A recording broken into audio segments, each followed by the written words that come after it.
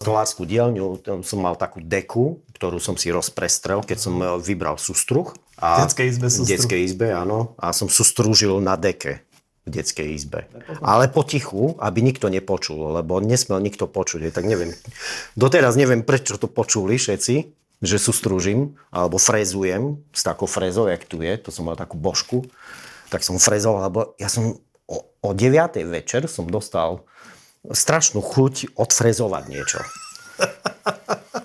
No a potom vlastne prišlo k tomu, že asi mamka aj ocovi povedala, že pre Boha, však zrob dačo s tým, však on nemôže tu v detskej izbe ako sústrúžiť a frezovať. Otec, nech to stojí, čo to stojí, vybal mu dielňu, lebo ja to už dnes nešem. To je moc, 9 hodín. Moridlo sa vylialo orechové na koberec nový, sestry hučali. Toto je taká diagnóza, by som povedal, že to bola asi diagnóza, že stať sa stolárom proste. No. Takže takto vlastne išlo potom, že neoficiálne bola taká kuchynka od môjho kamaráta, že Peter, zrob kuchyňu môjmu ujkovi.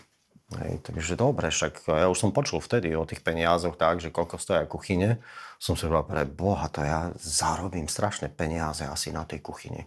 A ja som sa nebal, lebo tí starší kolegovia stolári, oni tak dosť vedeli porozprávať o tých cenách. Vtedy to už bol asi 94. 5. rok. Pre mňa to boli nepredstaviteľné peniaze. Hej, vtedy to bolo 22 000 korún. Tak kuchyne boli vtedy za 10-15 000 korún. Hej, ja už som počul od kolegu, že 22 000 korún. No ale som tak ako, nechal som sa pozvať od toho kamarátového ujka, že dobre, že ja som stolár, tak ja zrobím kuchyňu. Prijal som tú zakázku tak, že vlastne niečo som pokeslil, hej, a mne sa to, do týždňa sa to všetko vybavilo. Ja som dostal zálohu, polovicu.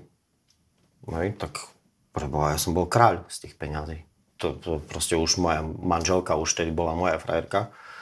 Tu sme išli pod väžu na Zimušnú stranu, bola taká reštaurácia, tam sme išli na vypražaný sír, alebo neviem na čo to sme išli. To bola aj pizzeria tam bola. Áno.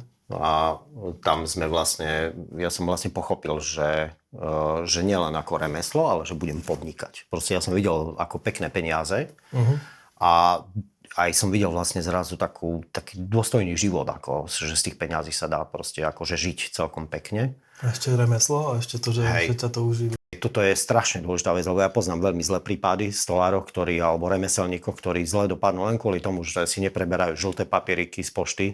Mali exekúcie, mali kvôli hlúpostiam hociakým, ale žena dáva mužovi poriadok. A toto ho ochráni vlastne pred tými komplikáciami, ktoré by ho ináč vysilovali strašne. Áno.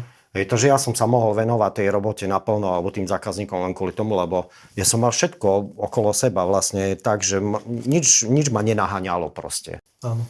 Takže vlastne ten poriadoček, čo ja som mal a nielen v hlave, ale aj s tou ekonomikou, to ma dostalo cez tých 30 rokov. A kto je proste taký, že kto sľubí, ten dá a s tým sa kamaráti človek. Hej. No tak...